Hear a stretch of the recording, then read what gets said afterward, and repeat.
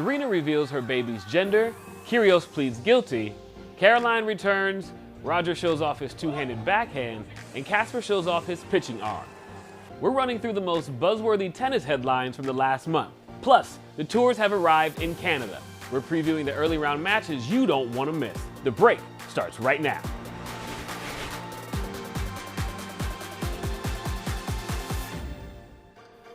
Hey guys, I'm Andrew Tyree and you're watching The Break. It's been 3 long weeks since our last episode and we all know tennis moves fast. Let's get you caught up on almost everything that's happened since we've been gone. Serena Williams held a gender reveal for her second child where we learned she's having another baby girl. It looks like we could get a repeat of this iconic sister act. Roger Federer revealed something to fans as well, showing off a two-handed backhand at a Uniqlo event last week. Honestly, it looks better than most two-handers I've seen. Nick Kyrgios pled guilty to assaulting former girlfriend Chiara Passari during an argument in January 2021. During the argument, Nick was attempting to leave Passari's apartment in an Uber when she stood in the way of him closing the passenger door. He ended up shoving her out of the way, causing her to fall and graze her knee. Nick was not convicted as the judge marked the incident as a common assault, meaning it was at the low end of seriousness. Nick issued this statement following the ruling. Casper Ruud showed off his pitching arm at a Toronto Blue Jays game this weekend. That's a solid throw. Caroline Wozniacki plans her return to pro tennis on Tuesday.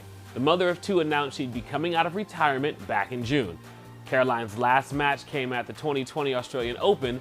We can't wait to see if the 33-year-old has still got it. Carlos Alcaraz and Alexander Zverev played golf together in just their socks for some reason.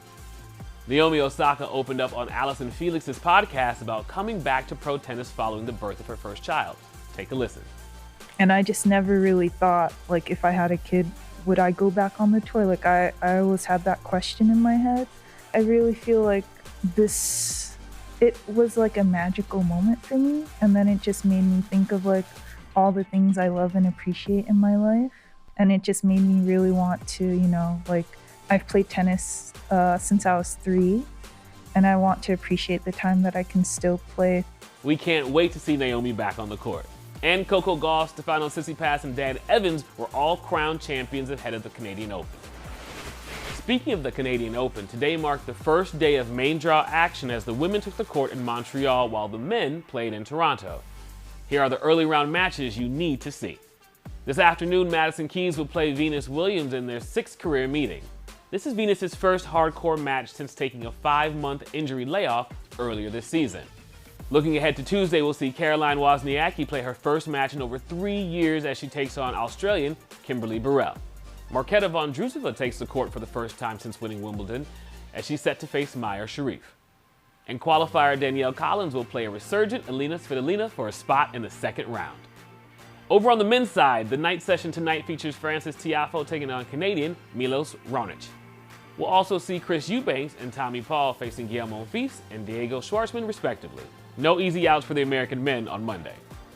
On Tuesday, in Toronto, Andy Murray will face Lorenzo Sonego in the 1st round.